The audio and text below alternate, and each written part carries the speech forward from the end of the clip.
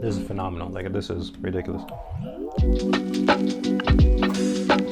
What feels worse, where we believe that if done properly, a low-carb lifestyle is not only healthy, but it is sustainable long-term and not at all restrictive. So today's video is 3 types of keto dips. We're gonna go make an eggplant dip, which accidentally is vegan. We're gonna make a spinach artichoke dip, which is technically vegetarian. And then we're gonna make a taco dip. I think it's a taco dip. It's a queso dip, right? With ground beef and sausage, somewhere along those lines. Let's just go through the process real quick of what we're going to do. Eggplant is the one that needs to go into the oven. We're gonna start there. I'm gonna cook it up like I usually do spaghetti squash. So just cut it in half, put some oil, put them face down, and then put them in the oven. The next would be the taco queso dip with chili, I guess you can call it. It's not really chili though. That one will have just diced up jalapenos, tomatoes, peppers, onions. I am using Velveeta cheese, which I have not used before. Oh, what? We're gonna cook up some ground beef. Anytime I do ground beef, I'll do a pound and then half sausage. I think some cheddar cheese on top. And then the next one is spinach artichoke dip. The artichoke hearts are canned, so that will go on the stove. I think that can finish in the oven as well. That is supposed to finish in the oven as well. Start off with the eggplant because that goes in first. That one's the simplest one, isn't it? Because once you take it out, blend it, then you're done. The other ones actually have to cook and then go back into the oven. So no, I'm not gonna start there. I'm actually gonna start with the taco because I know that the ground beef is going to take the longest. So let's go there, which is over here. And I usually season with this.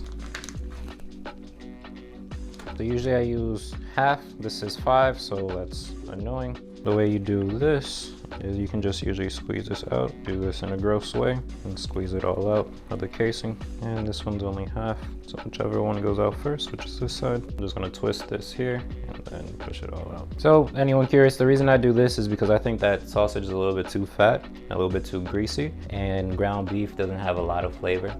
Well, it does because you're supposed to add it, but I like the combination of both whenever I use ground beef. So I'm not gonna use both hands, I'm just gonna use one, so then I can season with one.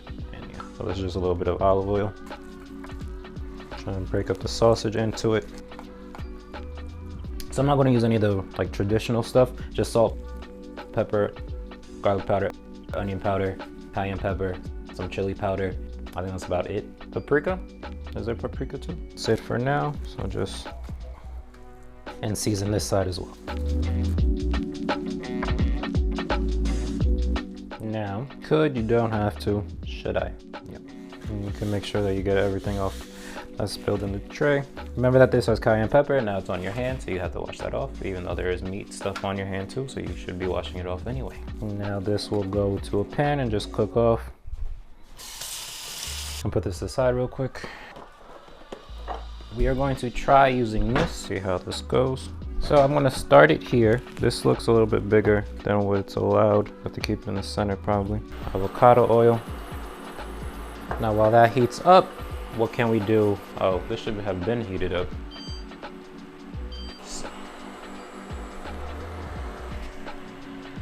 Did this just warp a pan?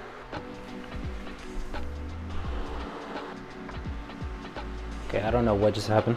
Honestly, I'm not sure. I'm just gonna cook it back there. So you can see it just broke it up, just so it's easy. It wasn't your time. Okay, so I messed up the timing on this completely because the ground beef is ready, but nothing else is. So it's just gonna have to sit on the side for a little bit. Now we're going to do diced jalapenos, I guess. Yep, the timing on this one wasn't great. Let's try to speed this up. Did I do it? Okay, let's not try to speed this up because I did it wrong. That's the way you should have cut it. I don't. This is not gonna work out, but whatever.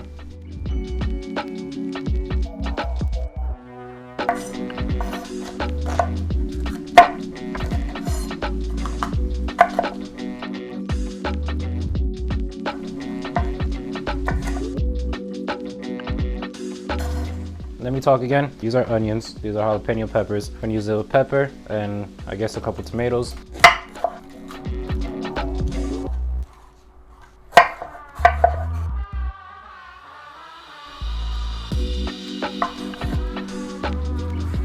I don't know any tricks with tomatoes because I usually don't cook with a lot of them. Get like all of that out. I've seen it a couple times, but I never really had it register. I am going to try Treat it like I treat an onion.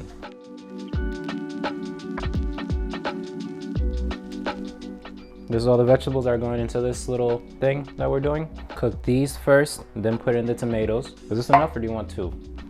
I'm gonna put 1. I mean, that's enough. So anyway, cook these first, then put this in, then put the cheese in, and then put the ground beef in. Right, and then we should be fine. Now, let's start it up.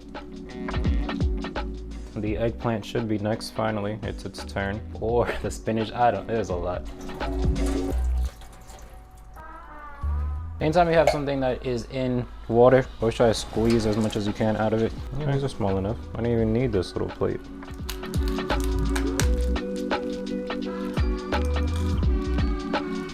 That was pretty much it for this. Okay. That's been heating up, so let's put some vegetables in.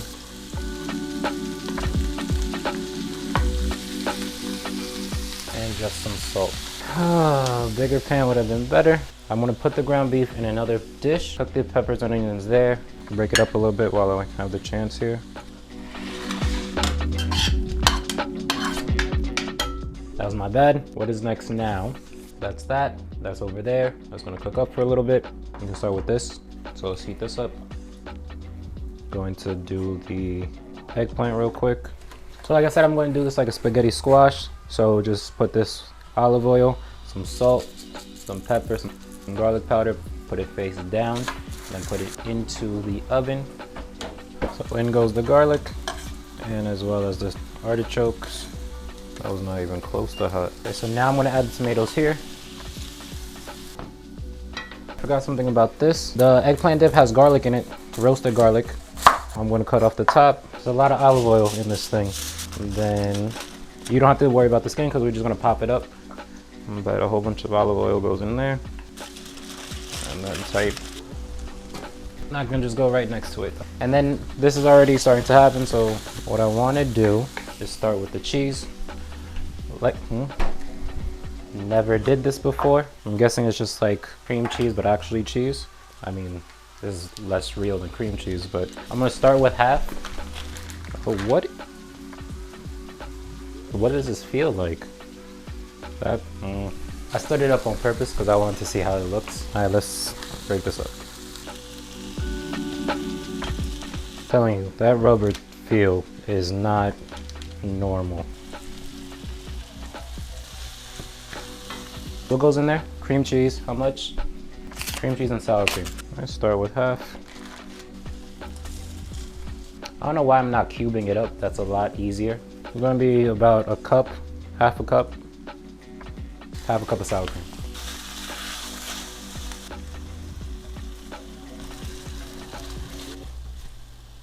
Okay, I'm gonna add my meat back in. Okay, I think I need a little bit more. The Velveeta, because I made a lot. There's a lot of dip. The measurements are a little bit off because I think that's going to be a small dip, that's going to be a small dip, and this is going to be a huge one. Yeah, I don't think I got enough artichoke hearts. And I'm going to be using a whole thing of spinach. So this is Parmesan cheese, and this is mozzarella and provolone. I stopped shredding my own cheese because I was getting tired of it. It's taking too much time, and you don't need to see that. I don't need to be doing it. Do enough to cover, mix it in, and then cover it up again. So that's pretty much how I do this. Let's check this up quick. That's been 25 minutes. I'm gonna let it go for 30 and then take it out. Touch me. Now I need to season you up a little bit, to be honest with you. Okay, so that was just some salt, pepper, and garlic powder. Okay, I just need a place to put this to finish. These things are oven safe, so I'm gonna finish off each dip in here to make it look nice.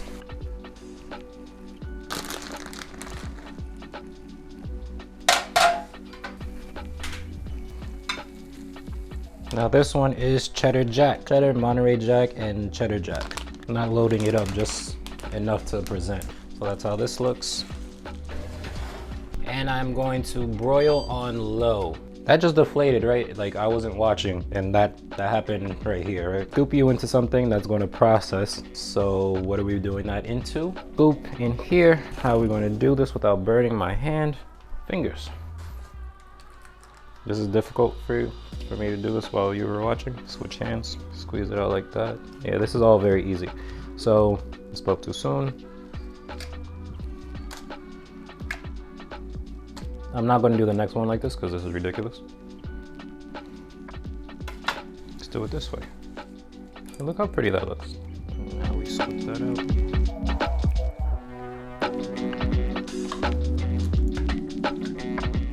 And then we have the garlic. That's how it looks. So all you have to do is really squeeze this and they should push out. Okay, you see? Yeah, there goes 1, 2, 3, 4. Okay, I'm gonna do that because I think the whole head of garlic will be too much garlic. Top screw. That's really it. Let's try it. Is this dip consistency? What is a hummus consistency? It's a little bit stronger, right? Hummus? If your hummus did that, you'll be kind of upset, I'm guessing. What do you need? Need something a little stronger, like a kick. So some salt, some garlic powder, some pepper in this one, a little bit of cayenne pepper, and that's it. Let's take this stuff out.